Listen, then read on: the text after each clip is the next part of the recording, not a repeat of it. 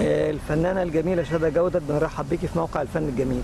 اهلا وسهلا، ازيك يا باشا؟ عاوزين نرجع للبداية، مرحلة الغنى على مسرح ساقية الصاوي أيام ثانوي.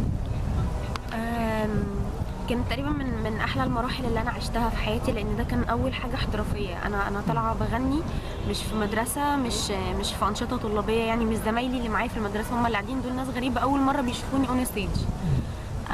وكان حلو في حاجه ان هم كانوا بيعدوا لي حاجات كتير، لان انا بنوته وصغيره وطالعه بغني لام كلثوم، فما كانش فيه الاسترس اللي كان بيبقى مثلا موجود لما ابقى كبيره والمفروض ان انا فاهمه وعارفه وطالعه بغني، فبيبقى فيها تركيز اكتر معايا. وساعتها حتى من احلى الحاجات اللي انا بفتخر ان انا شاركت فيها كان في خطه اللي هي المونديال والتسويق للمونديال، وكانت في حفله كانت معموله للفنان محمد منير في سفح الهرم، وانا يعني شرفت ان انا كنت موجوده فيها يعني كمغنيه يعني.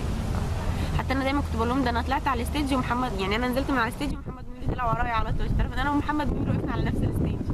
فدي برضو كانت في مرحله ثانوي، في نفس المرحله بتاعه ساقية الصاوي. بعد كده دخلت كلية تجارة وبقيت تغني على مسرح كلية التجارة. بعد كده دخلت كليه تجاره وبقيت بغني على مسرح كليه تجاره، والحمد لله برضو يعني الحمد لله ربنا بيرتبها لي حلو، ان انا كان في احتفاليه مئويه جامعه القاهره وشرفت ان انا موجوده في الاحتفاليه، وكنت انا المغنيه الوحيده اللي موجوده فيها، وكنت انا شايله اغاني العرض كله، حاجه تتحط في ارشيف جامعه القاهره. هي 100 سنه جامعه القاهره، انا اسفه 100 سنه جامعه القاهره، وحاجه تتحط في الارشيف ومش هتتكرر غير 100 سنه كمان، فدي برضو من ضمن الحاجات اللي انا بفتخر بيها. يعني ليه ما درستيش موسيقى أو غنى بدل ما تدرسي في كلية التجارة؟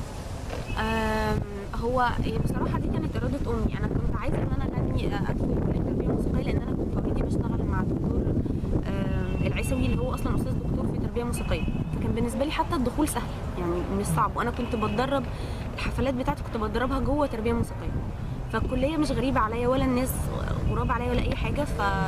بس ماما قالت لي لا خلينا ندرس حاجه تانية، والغنى كده كده موجود، يعني الغنى كمان بالممارسه اكتر من الدراسه، فلبيت لها رغبتها يعني. طب عاوزين نتكلم عن مرحلة مركز الإبداع الفني وأفادك بإيه؟ كفايه ان انا خاتم سليمان آه. بس دي كفايه جدا يعني على مركز الابداع. مركز الابداع انا انبسطت جدا، انا قدمت في مركز الابداع 3 مرات، كل مره بينها وبين الثانيه كان حوالي سنه، يعني كنت يعني حتى استاذ خالد لما دخلت عليه في الاختبارات مسك لي ال3 اختبارات بيقول لي ايه ده انت ليه كتير، وكل واحده مكتوب فيها تاريخ بعد كل واحده بسنه. فانا كنت مصره جدا من اول يوم، لان يعني سبحان الله برضو ان انا دخلت كليه تجاره، قصت كليه تجاره هم النجوم اللي طلعوا من مركز الابداع دلوقتي. الفنان محمد فراج، الفنان هشام اسماعيل وناس كتير يعني ومحمد سلام، والناس دي كانت معايا في كليه تجاره، كانوا لسه اول سنه ليهم في مركز الابداع، وهم اللي قالوا لي روحي قدمي. اللي هو الفنان احمد سعد قال لي روحي قدمي وده هيبقى كويس بالنسبه لك وبتاع، بس كانوا هم في اولهم. طبعا بسم الله ما شاء الله بعد ما قهوه ساده نجحت وعملت الصدى الجامد، فاضطريت استنى لحد بعد ما اتخرجت عشان اقدم، بس كنت بخاف ان الاستماره تضيع كل مره، فكنت باجي اقدم تاني. طيب أول مشهد في مسلسل خاتم سليمان احنا عارفين إنه كان تصوير أغنية تأليف قلبي يا حبيبي، كلمينا عن اليوم. انا كنت مرعوبه جدا في اليوم ده، ما كنتش عارفه انا رايحه اعمل ايه بالظبط. انا للاسف ما درستش تمثيل وما كنتش عارفه اللوكيشن ده شكله عامل ازاي، يعني انا كان اكبر حاجه اعرفها عن اللوكيشن اللي كنت بشوفها في الميكنج في التصوير في التلفزيون يعني. فحتى انا قبلها كلمت استاذ احمد عبد الحميد قبلها بيوم، قلت له هم اللي بيمثلوا دول بيعملوا ايه، فيا حرام حط ايده على قلبه وقال لي بس تعالي ذاكري المشاهد اللي اتقالوا لك عليها، افهميها وحسيها كويس وتعالي.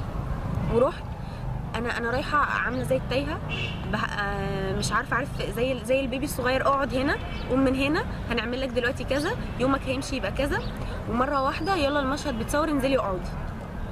فما عرفتش اعمل اي حاجه غير ان انا بقيت ماشيه، يعني مثلا في المشهد يقولوا لي انت هتمشي من هنا لهنا، مثلا دخلتي انا والاستاذه الفنانه رانيا فريد شوقي، بمشي عادي زي البني ادمين اللي بيمشوا، اقعدي تمام قولي الكلام، قلت الكلام، بس لقيت مره واحده تمام حلو خلاص، يعني هو ده التمثيل، يعني هو ده اللي الناس بيعملوه.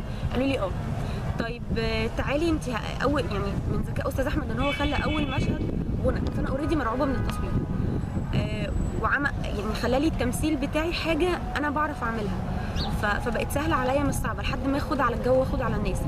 والرعب بتاعي بتاع اول يوم تصوير بقى الرعب البنت ان هي طالعه تغني، فبقت الحكايه متوظفه. بعد كده خلاص بقيت اليوم عدى الحمد لله، بقى تاني يوم تصوير لا كنت عارفه بقى خلاص رايحه، انا عارفه انا هعمل ايه، يا دوب بس مركزه على المشاهد اللي انا رايحه اعملها. فده كان اول يوم.